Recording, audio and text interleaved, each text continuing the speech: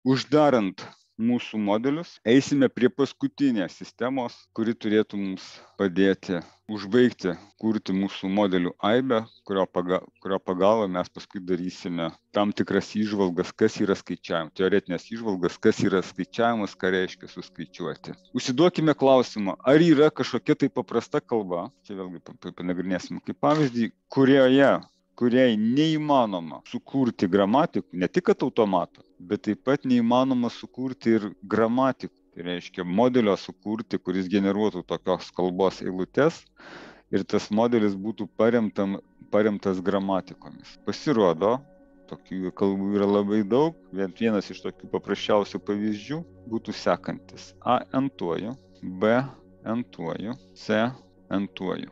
Dabar pasirodo, tai reiškia čia, ką sako toks šablonas. Jis sako, kad tokio šablono eilutės, tokia specifikacija, pasižymėtų tuo, kad iš pradžių būna raidės A, po to raidės B ir po to raidės C eilutė, bet raidžių A, B ir C skaičius turi būti vienodas. Tai reiškia A, B, B, C, C būtų legaliai eilutė, priklausytų tokio šablono kalbai.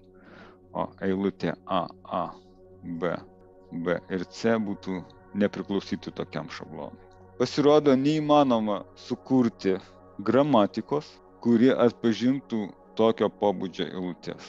Įžvalga čia būtų galbūt tokia, kad gramatika paprastai, norint generuoti tam tikrą gramatiką, tai yra tam tikrą eilutę, naudojant gramatiką, kurioje, sakykime, simetriškai pildosi tokie simboliai kaip A ir B.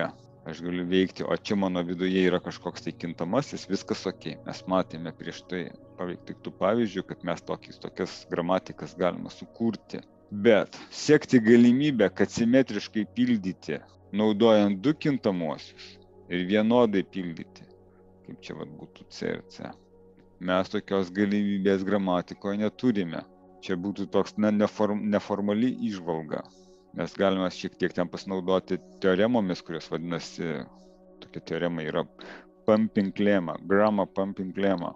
Arba tai yra, išvertus į lietuvių kalbą būtų gramatikos, pavadinkime, įkrovimo lemma, kuri parodytų, kad taip galėtume formaliai tokiu atveju parodyti, kad pagal tokį šabloną generuojamoms eilutėms neįmanoma sukurti modelio, kuris būtų paremtas gramatikomis. Taigi kyla klausimas, galbūt mes galime kažkokiu būdu papildyti savo baigtinį automatą, čia būtų tie perėjimai, kažkokie simboliškai. Taip aš nupiešiau šleivai, kreivai, kažkokią reprezentaciją savo baigtinio automato reiškia. Ar galbūt įmanoma papildyti mūsų automatą kažkokiom papildomis struktūromis, kuri leistų netgi tokio pobūdžio simbolių eilutes atpažinti.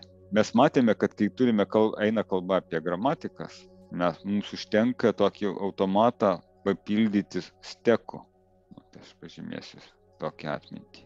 Bet stekas yra ekvivalentus pagal savo skaičiavimo galią gramatikoms. Automatas su steku, teisingiau, taip reikėtų pasakyti. Taigi, šiuo atveju stekas netinka.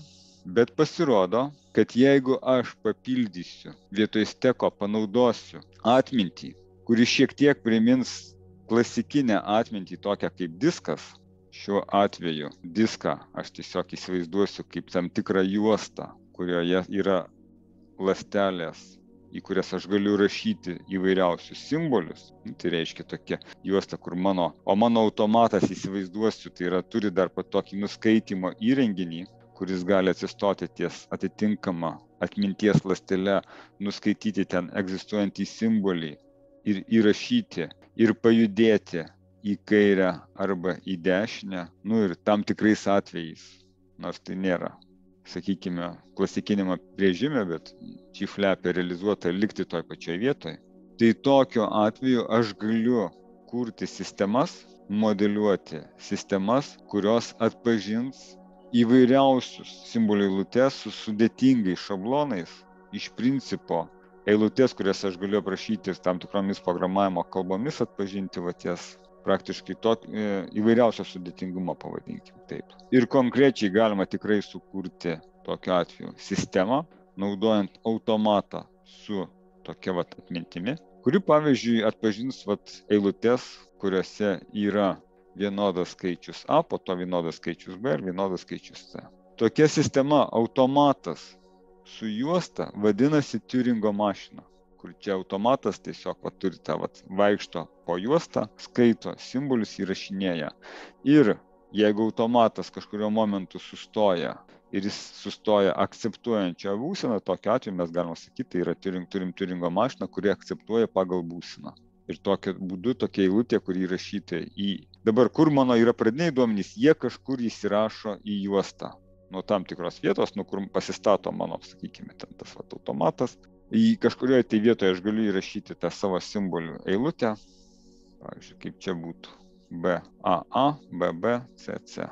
Ir pavyzdžiui, aš norėčiau sukurti tokį automatą, kuris skaitydamas tokias eilutes, kažką ten įrašydamas toje juostoje simbolius, jisai, pavyzdžiui, akceptuotų eilutes, jeigu A raidžių ir B raidžių ir C raidžių yra šitas vienodas skaičius. Tai Turingo mašina yra galutinė mūsų stotelė modelių kalba, todėl kad pasirodo, ir čia reikėtų šiek tiek susigyventi su Turingo mašinos programavimo kalba, kad mes tą pajustume, bet pasirodo, kad jeigu tik taip gamtoje yra procesas, kurį mes galime aprašyti kažkokiais tai algoritminiais žingsniais, tai tokiu atveju mes visą laiką galim sukurti modelį, kurį atkartotų tą procesą. Tai yra sukurti Turingo mašiną, kuri atkartotų tą procesą. Dar kitaip tariant, paprastai liaudiškai. Jeigu kažką įmanoma suskaičiuoti su dabartiniu kompiuteriu, su dabartiniam skaičiavimo technologijomis, ir tuo pačiu ateities technologijomis, atvirai sakant, tai iš principo tą patį būtų galima atkartoti tos skaičiavimus naudojant Turingo mašiną. Turingo mašinos modeliavimo kalbą. Pamėginkime, kad visą tai neskambėtų per daug abstrakčiai, pamėginkime atsidaryti kokį pavyzdį su GFLAP ir pasižiūrėti, kaip veikia Turingo mašina, kuri atpažįsta simbolių eilutes su vienodu skaičiumi A, B ir C simbolių. GFLAP'e, primenu, kas norėsit, galite eiti į GFLAP'o tutorial puslapį, ten visą tai bus labai detaliau netgi aprašyta ir tų pavyzdžių tenai rasite. Pas mane čia yra, kur čia toks failiukas, Turing. ANBNCN Open. Ir prieš mus stovi Turingo mašina. Tai yra baigtinis automatas, kaip matome. Tik tai jisai turi tą atmintį, į kurią aš galiu įrašyti simbolių eilutę ir tikrinti, ar automatas akceptuoja ar neakceptuoja tą simbolių eilutę. Kad atsirastų intuicija kažkokia geresnė, įvesiu konkrečių simbolių eilutę į Turingo mašinos juostą, jei nepatinka juosta, kaip atmintis galite įsivaizduoti diską. Ir pamėginkime atlikti pažingsniui skaičiavimus ir aš pakomentuosiu juos ir tokiu būdu atsiras intuicija, kaip veikia Turingo mašina. Paimkim step, darysime žingsnius, tebūnie. Pradžioje tegu įveskime eilutę, kuri būtų legali, akceptuojama AA, BB, CC. Ok. Taigi, prieš mus yra Turingo mašina, kadangi tai baigtinis automatas su juosta, tai baigtinio automato notacijose mes matome, kad įsykio įjungus mūsų mašiną, jinai atsistoja pirminėje būsena, šiuo atveju pažymėta kaip Q0, mūsų įsivaizduojama skaitymo, tai yra juostoje, kuri reprezentuoja atmintį, skaitymo įrenginys atsistoja ties pirmu simboliu, kuris įrašytas mūsų juostoje, tai yra raidė A pažymėta, reiškia stovi. Dabar pamėginkime tiesiog atlikti vieną žingsnį, paspauskime step. Čia meniu yra, matote, tie toksai valdymo, pavadinkime taip, klavišai. Apačioje kairėje pusėje yra step. Spaudžiant step bus įvykdomas vienas skaičiavimo žingsnis. Aš jį dabar pakomentuosiu. Reiškia, matome, iš būsenos Q0 buvo atliktas perėjimas į būseną Q1. Dabar labai panašiai, kaip automatas su steku, yra notacijos čia irgi. Reiškia, pirmi du simboliai sako, kad pirmas simbolis rodo, kas turi būti juostoje, ties kokiu simboliu turi stovėti mano nuskaitymo galvutė, informacijos nuskaitymo. Matome, kad tai yra A, pas mus taip jinai ir stovėjo. Antras simbolis reiškia, kas bus įrašyta vietoj to simbolio, tokiu atveju pažymėta raidė X. Reiškia, vietoj A bus įrašyta X. Matome, kad čia būtent tas ir įvyko. Vietoj A buvo įrašytas X. Ir toliau Trečias simbolis, jis sako, ką turi padaryti, kur turi pajudėti mano automatas. Į kairę ar į dešinę. Kartais čia G-flap'e dar galima nurodyti stay, stovėti toj pačioj vietoj, stay. Bet čia matome, jis turėjo parašyta, kad R, right, į dešinę, L raidė, left, į kairę. Taigi, matome, kad mano galvutė iš tikrųjų pajudėjo, tas va čia kaip tikiuosi įžiūrite prieš tai ekraną, pajudėjo į dešinę ir atsistojo ties simboliu A. Padarykime dar vieną žingsnį. Kas įvyko? Dar buvo padarytas vienas žingsnis, bet atrodo lygtai nieko neįvyko. Kodėl? Jeigu atidžiau pažiūrėsime, matome, kad iš tikrųjų mano įskaitimo įrenginys pajudėjo dar kartą į dešinį. Reiškia, įvyko šitas perėjimas, kuris paliko mano sistemą toj pačioj būsinoje.